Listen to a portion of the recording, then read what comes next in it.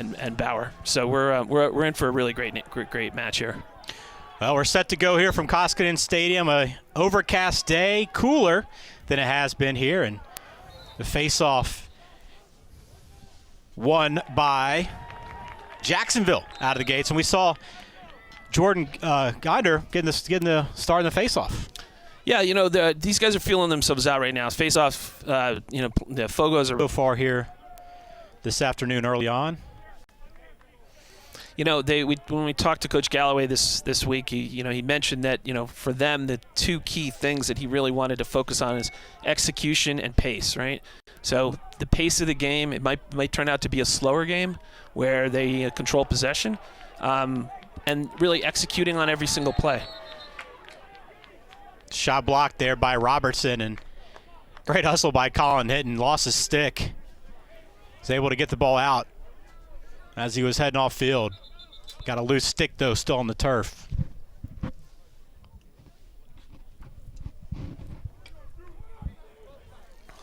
Nice toss there as we're set to get things restarted. It'll be Nakai Montgomery and Aiden Denenza working on his man here. Denenza just glides on his dodges. You watch him. He's got amazing speed, and he is an awesome passer as well. They wave that one off. I think he might have followed into the crease or been in the crease. There you saw that gliding, though. Got to the goal, the net easy. Yeah, he is. He's really like a gazelle. I love watching him dodge. It's Troy Hettinger bringing it across. Midfielder, one of the team captains here for this Jacksonville Dolphins team, a guy that Galloway said could play anywhere in the country. The Dolphins want to take their time. Waldbaum to the turf. Flag goes up, but he finishes. The first 3 games of Duke, slow start on offense, but Adler keeping them in the game, so to speak, in the early phases. So he's been a great, key clutch goalie in the beginning parts of the first quarter in almost all 3 games. Dyson Williams behind the cage. Big night on Friday. 4 goals to lead this Duke offense. Junior attackman. Yeah, Duke needs to really just get everyone have a touch on the ball and start moving around. It's Charlie O'Connor right there. He's been playing a lot as a sophomore. Hard to net it, and Dyson picks up right where he left off. Yeah, Dyson loves attacking from the left side. He's a Canadian player. He can play any side, but defender. Pass across to O'Neill. Robertson now will fire. Yeah, that was just a beautiful transition, play. Bringing it down, Montgomery, I don't know how he saw O'Neill open, but threaded the needle on that pass, got it over to Robertson. That's a quality, even though they didn't get a goal, that's a quality shot. It's a quality play. Nothing, that'll fall. Those shots will go in eventually, but that was a really good setup for them. Jack Dolan finds teammate there. Yes, Griner. Really unbelievable. And those kinds of saves become deflating if you're playing offense, because you're looking at a shot like that where it should have gone in, and Superman came, reared his head again. That you're looking at it and saying, today you're going to be playing this role, tomorrow you're playing the next role, next, et cetera, et cetera. And they practice these matchups every week, different ones in practice based on the scouting reports. Big shot there by Winston of Jacksonville, a team that lost their opener a week ago, 11-8 to number 16 Johns Hopkins, a game in which they were in throughout, had opportunities, just weren't able to execute late in that game, and that's kind of where Galloway's focus has been, right? Execution for this team. Execution and pace, and like right now, if you're Jacksonville, you're pretty excited about how you're playing, because Adler had to make 4 crazy saves in order to have the game be where it is, and now you're tied up. So you're saying to yourself, well, he can't possibly do that all game. Well, that just happened. Right. But there's just so many guys behind him, and guys that are waiting for an opportunity in their spots to find the net too. Yeah, I mean, part of that is because of the transfer portal and what has happened with COVID and different rosters and the growth. Some of these rosters are 50 plus. Duke is, I believe, at 52. So you have a lot of talent sitting there looking to get into the game, and all of them are ready. They have sort of a next up mentality.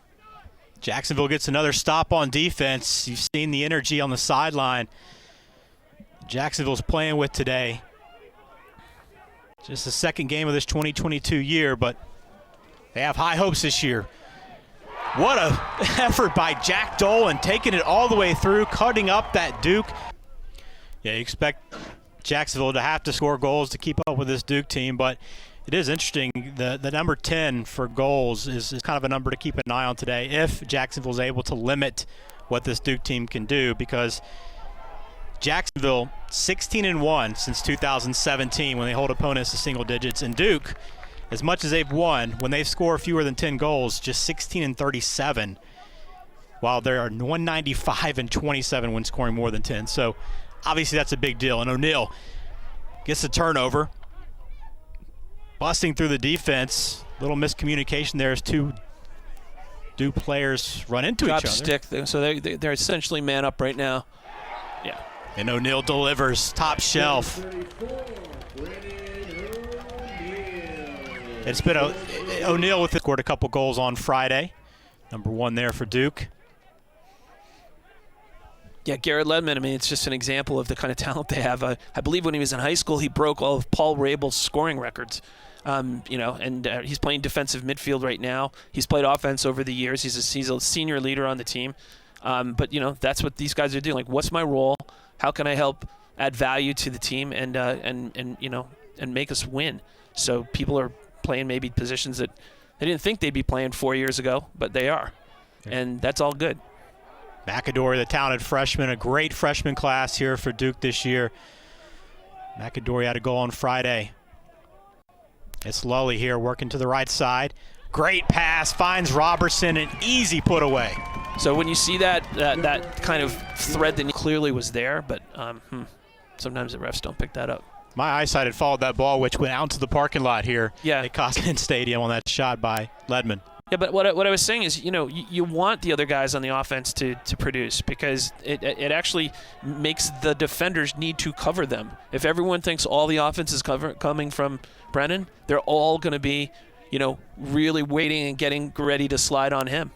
But if you've got other guys who can put the goal, but they can't really leave their guys. If you're covering a Dyson Williams, how are you going to leave your guy? Jacksonville working for the final shot here in the first quarter, down 4-3. Jack Dolan behind the cage, finds a cutting teammate, and it just sneaks by Adler's Max Waldbaum. And letting the substitutes get in there. They've been playing defense. Sometimes as an attackman, you really want to pull that ball out to do your defensive teammates a favor. Give them a little bit of a blow so they can regroup. So that's one of the things, clock management. A good attackman is always looking at that. How gassed is their defense? The door comes on. Drops it off to Dyson Williams, who's got a couple of goals here to lead Duke today. See, he draws the double. Nice. Great pass. Beautiful. Right there to Montgomery, who drops it down low. O'Neill to Montgomery. And Duke's got the lead once again. And Coach Nowski said that's why he likes these early season games, right? They see a lot they don't get to see in practice situationally. And really these guys get more experience in these early season matchups, and this is already the 4th game for Duke. Tyler Carpenter here. Playing left side. Good defense.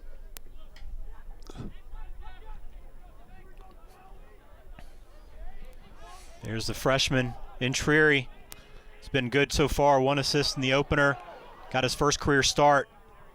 It's a guy they're really excited about. They're looking to do some switches behind, try to get the right matchups.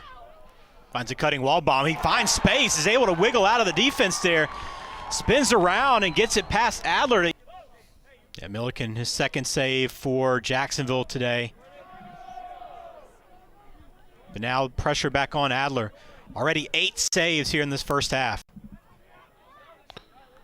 Nice play. They're forcing Duke tight. Look how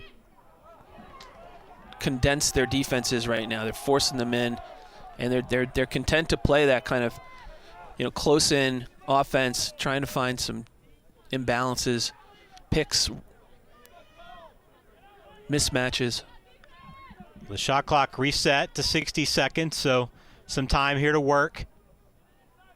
But another wide open right in front of the crease opportunity for Reed Smith, and he puts it. Which was, okay, if this comes in and if, there's transition, here's how we want to set up on offense. Winston sprints inside right out of that timeout. 25 seconds here. Jacksonville looking to add to its lead here before this half ends. They did a great job in that first quarter, finished off with a goal in the final few seconds to end on a high note. Looking to do it once more here. It's Waldbaum, 10 seconds here, shot clock running down. Gonna have to get to goal to find an opportunity. He fires one in past Adler. For the Blue Devils. Duke's in a full press ride right now, and they did that against a couple of the last two teams, Manhattan and Robert Morris.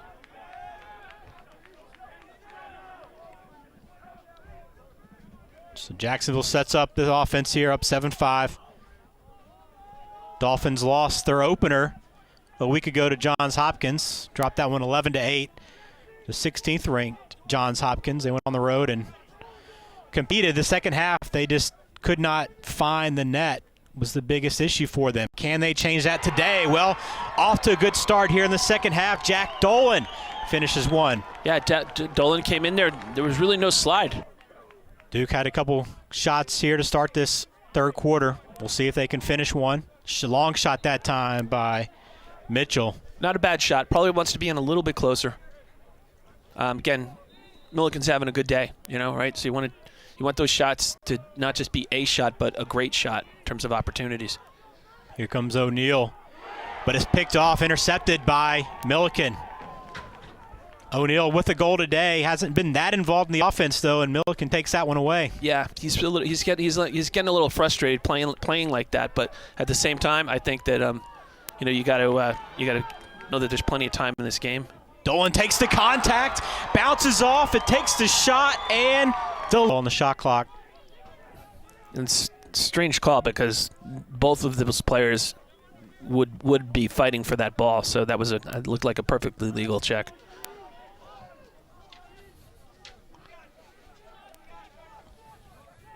Duke 3-0 this year so far, played Friday night.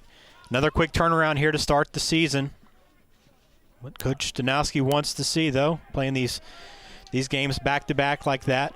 But they got a very difficult test right now against this Jacksonville team. Another shot. Gets by Adler. I think he's surprised that it snuck by that. Well, this Jacksonville team was picked to finish third in the SoCon.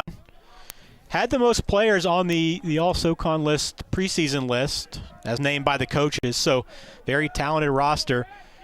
And as we can see, we expect them to be in competition for that SoCon crown. But right now, an opportunity maybe to make history for the program. Still a lot of time left here as we're 5 minutes away from the end of this third quarter. And Duke now in transition. Yeah, so that started with a guy I consider to be complete X factor, right? So that's Cole Krause, number 66. He comes in off the wings. They're going to do what they need to do right now to limit Duke's opportunities and try to get the best scoring possibility that they can.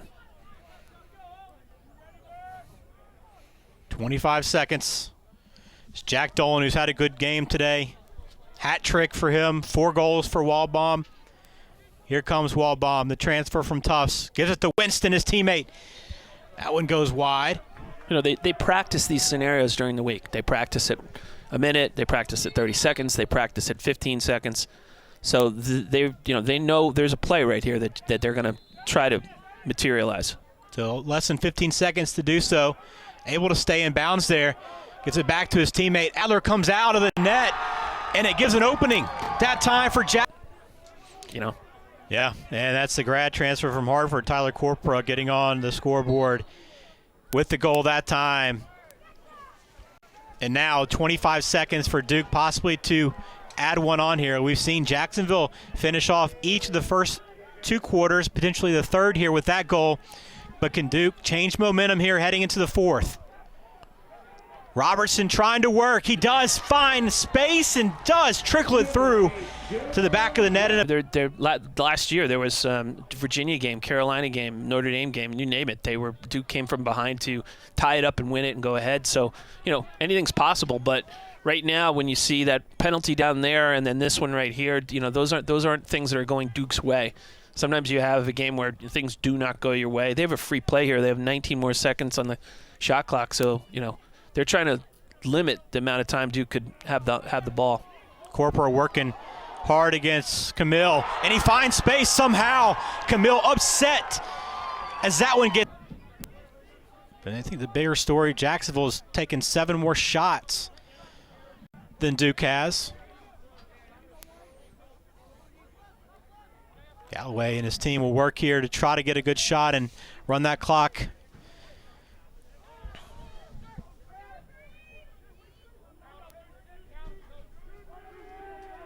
And it's not the big surprise to see Jacksonville respond this way after that loss at Johns Hopkins. Coach Galloway said that his team, it was one of the best conversations that he's heard in the locker room after a loss.